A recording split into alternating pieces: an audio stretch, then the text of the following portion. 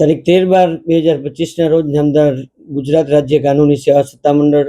નામદાર ગુજરાત હાઈકોર્ટ અમદાવાદના ઉપક્રમે જિલ્લા કાનૂની સેવા સત્તામંડળ રાજકોટ દ્વારા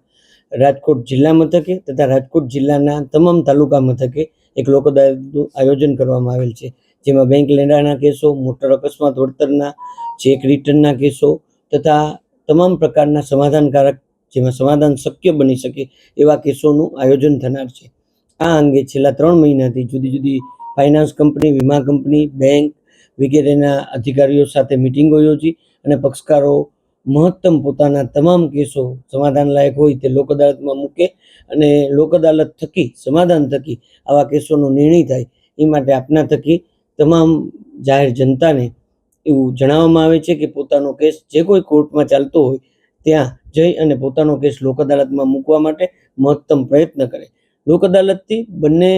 પક્ષકારોને ફાયદો છે, કોર્ટ ફીમાંથી મુક્તિ મળે છે અને બંનેના ઘરે દીવા પ્રગટે છે. કોઈનો વિજય નહીં, કોઈનો પરાજય નહીં એવી સંભાવનાઓ ઉપસ્થિત થાય છે અને લોક અદાલતમાં જે કેસોનો નિર્ણય થાય છે એ કેસોમાં નામદાર સેશન્સ કોર્ટ, નામદાર હાઈકોર્ટ તથા નામદાર સુપ્રીમ કોર્ટમાં અપીલ થઈ શકતી નથી. આ લોક અદાલતનો મોટામાં મોટો સિંહ ફાળો છે. 13/12/2025ની લોક અદાલતમાં આજ સુધીમાં જે આઈડેન્ટિફિકેશન થયેલ છે તે 30,000 ઉપરાંતની સંખ્યામાં જુદી જુદી કોર્ટોએ આઈડેન્ટિફિકેશન કરી અને કેસો મૂકેલા છે.